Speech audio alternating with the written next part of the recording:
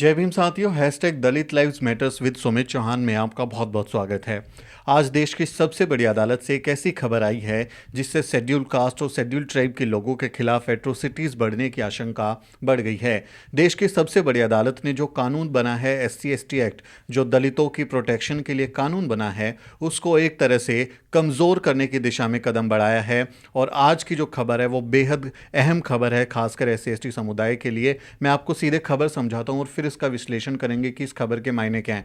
ये खबर देखिए आप, दैनिक जागरण पर खबर छपी है और इसमें कहा है, इन्होंने हेडलाइन दी है, सुप्रीम कोर्ट ने कहा घर के भीतर कहीं बात पर नहीं लगता, SC/ST एक्ट मामले में गवाह होना आवश्यक है।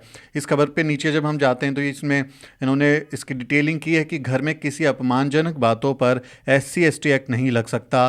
किसी भी अनुसूचित जाति या जनजाति के व्यक्ति को लेकर घर के भीतर कहीं कोई अपमानजनक बात जिसका कोई गवाह ना हो वो अपराध नहीं हो सकती। ये बात सुप्रीम कोर्ट ने अपनी एक टिप्पणी में कही है और इसी के साथ शीर्ष न्यायालय ने याचिकाकर्ता पर लगा अनुसूचित जाति जनजाति अधिनियम का मुकदमा रद्द करने का आदेश दिया। तो ये आज की सबसे बड़ी खबर है जो सुप्रीम कोर्ट से आई है। SC/ST एक्ट एक ऐसा कानून माना जाता है जिससे जो शेड्यूल कास्ट और शेड्यूल ट्राइब के लोग हैं उनकी प्रोटेक्शन होती है। लेकिन आज जो सुप्रीम कोर्ट ने ये कमेंट किया, ये फैसला दिया है, इसके बाद ये एक व्यवस्था हो जाएगी कि यदि आपको बंद कमरे में, आपको अकेले में कोई जाति सूचक शब्द बोलता है, आपको गाली देता है, आपको अपमानित करता है, आपको किसी भी तरह की एट्रोसिटीज़ का वो आपको जाति सूचक शब्दों के साथ अपमानित करने की कोशिश करता है, उसको आप अपराध नहीं मान रहे हैं। सुप्रीम कोर्ट का ये कहना है। जबकि ऐसे मामलों में बहुत बार होता है कि आपको अकेले कमरे में बंद कर दिया जाता है, आपको जाति सूचक गालियाँ दी जाती हैं, आप काम करने गए हैं, वहाँ आपको बंद कर दिया, आपको बुला लिया घर पे, या कुछ काम चल रहा है, कुछ किसी आप बैठक में, वहाँ पे जाति सूचक शब्द आपको कह दिया। लेकिन सुप्रीम कोर्ट के इस फैसले के बाद आपको वो साबित करने के लिए गवाह की ज़रूरत होगी। और गवाह में भी देखिए सुप्रीम कोर्ट ने बहुत ही एक इसमें एक स्पेसिफिकेशन डाला है कि गवाह भी कौन होंगे। देखिए मैं आपको लाइव लॉ की खबर पे लेके चलता हूँ। लाइव लॉ की खबर ने ये छापा है, ये आज हितेश वर्मा वर्सेस झारखंड स्टेट का मामला था और इसमें जो है justice L Nageswara Rao, justice Hemant Gupta और जस्टिस अजय रस्तोगी ने ये फैसला सुनाया है। और इसमें देखिए इन्होंने लिखा है, जो एक खबर है लाइव लॉ पे छपे, इस खबर के मुताबिक सवर्ण सिंह और अन्य बनाम राज्य का जिक्र करते हुए अदालत ने कहा कि यदि टिप्पणी किसी भवन के अंदर की गई है लेकिन जनता के कुछ सदस्य वहाँ केवल रिश्तेदार या दोस्त नहीं है तो वो अपराध नहीं होगा, क्योंकि ये सार्वजनिक दृष्टिकोण में नहीं है। इस खबर का मतलब क्या है ये समझिए। इस खबर का मतलब ये है कि आपके साथ जब इस तरह के जाति सूचक शब्दों को आपका प्रयोग किया जा रहा हो, आपको गालियां दी जा रही हो, आपको जाति के नाम पर प्रताड़ित किया जा रहा हो, तो वहाँ पर सिर्फ आपके दोस्त या रिश्तेदार हों, आपके परिवार के लोगों, तब भी वो कोई बड़ी बात उसको नहीं मानेंगे, तब भी वो अपराध की श्रेणी में नहीं मानेंगे उसको। क्योंकि जो सुप्रीम कोर्ट है वो कह रहा है कि अपमान तब होता है जब आपके साथ होता हुआ अपमान कोई देखे, समाज के लोग देखें। यानी जब आपको जाति सूचक गालियां दे रहे हों तो मोहल्ले के लोग खड़े होकर देखें या कोई थर्ड पर्सन उसको देखे कि इसको जाति सूचक शब्द इस्तेमाल किए हैं, इसको गालियां दी हैं, तो इसका अपमान हुआ है, तो वो थर्ड पर्सन की आंखों से देखेगा कि वो अपमान हुआ है। आप महसूस कर रहे हैं उस अपमान को, आप उस जिल्लत को महसूस कर रहे हैं, आपको गालियां दी जा रही हैं, उसकी कोई वैधता नहीं रही है, उसको कोई मान्यता नहीं दी गई है।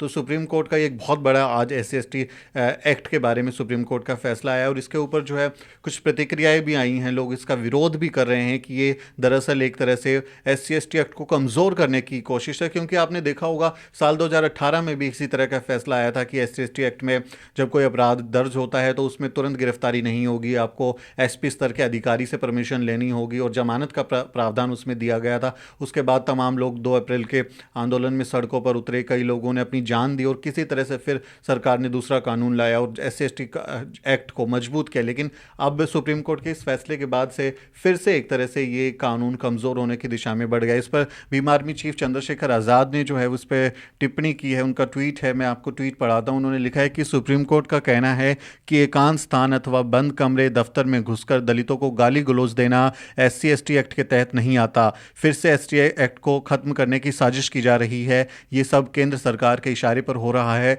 सरकार ना भूलें कि हम जिंदा कौम हैं। तो ये चंद्रशेखर आज़ाद ने इसका विरोध किया है।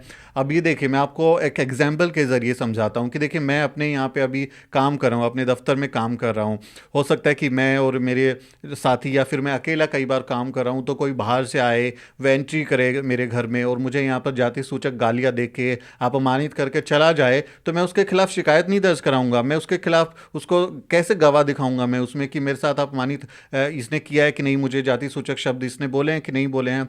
बहुत बार ऑडियो रिकॉर्डिंग नहीं होती है, बहुत बार वीडियो रिकॉर्डिंग नहीं होती है, बहुत बार आपके पास गवाह नहीं होते हैं, लेकिन वो अपमान तो मैं सह रहा हूं ना। तो आप तीसरे आदमी के नज़र से कैसे देख रहे हैं उसको कि ये अपमान हुआ है कि नहीं हुआ है? सुप्रीम कोर्ट का कहना है कि अपमान तभी होता है जब कोई और देखता है, बाहर का आदमी कोई उसको देखता है, तब अपमान वो माना जाता है। आपके साथ बंद कमरे में हो गया तो वो क्या अपमान हुआ? ये बहुत ही हैरान करने वाली बात है। और ये देश की सबसे बड़ी अदालत से आज जो फैसला आया है, इससे कहीं ना कहीं SC ST एक्ट पर कमज़ोर होगा, उसको लेके जो एक ये कम से कम खौफ होता था कि मेरे ऊपर कानूनी कार्रवाई हो जाएगी, केस दर्ज हो जाएगा, जातिवादी गुंडों में उसका खौफ कम होगा। और हो सकता है कि आने वाले दिनों में SC ST जो कम्युनिटी है उस पर एट्रोसिटीज़ के मामले और बढ़ जाएं।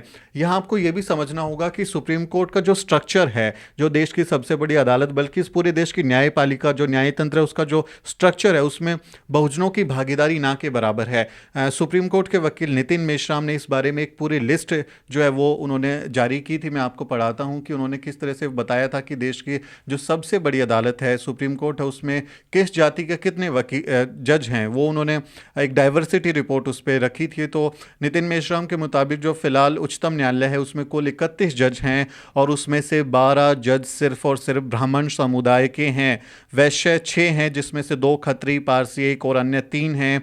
कायस्थ कम्युनिटी से 4 हैं, इसमें कम्मा 2, मराठा 1, रेड्डी 1 जज है। OBC से सिर्फ 2 हैं, उसमें भी एक जो OBC जज हैं वो स्टेट में OBC लिस्ट में आते हैं, सेंटर में नहीं आते हैं।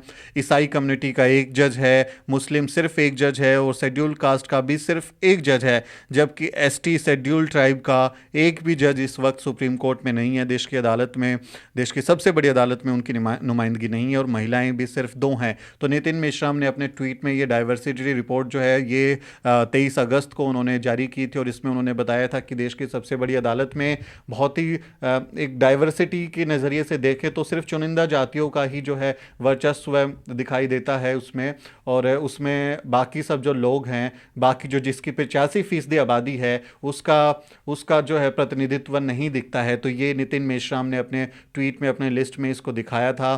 तो ये भी एक बहुत ही विचित्र सी बात है कि देश की सबसे बड़ी अदालत में जो 85% आबादी है, जिसकी जनसंख्या इतनी है, उसका प्रतिनिधित्व ना के बराबर है। तो जब वहाँ पर हमारे केस जाते हैं तो उस केस को समझने वाले लोग नहीं हैं वहाँ पे, उनकी सिंपैथी नहीं होती है। और कई बार आप देखिए कि एक टर्म इस्तेमाल किया जाता है, जो कानून के जानकार लोग हैं वो उसको और अच्छे से समझेंगे कि क्लैश ऑफ इंटरेस्ट होता है, हितों का टकराव होता है।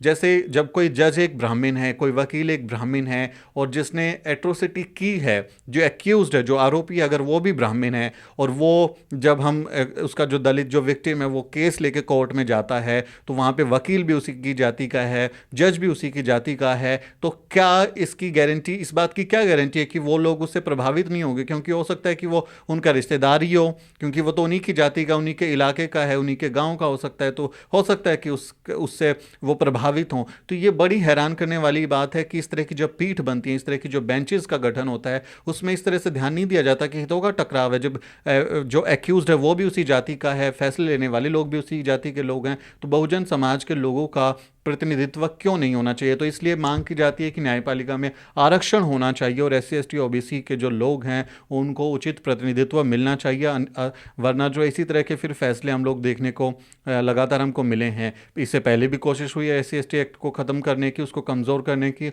और अब जो ताज़ा फैसला सुप्रीम कोर्ट का आया है, इससे बहुत ही आशंका है कि इससे शेड्यूल कास्ट और शेड्यूल ट्राइब के लोगों के खिलाफ एट्रोसिटीज़ में अपराध में लगातार बढ़ोतरी होगी।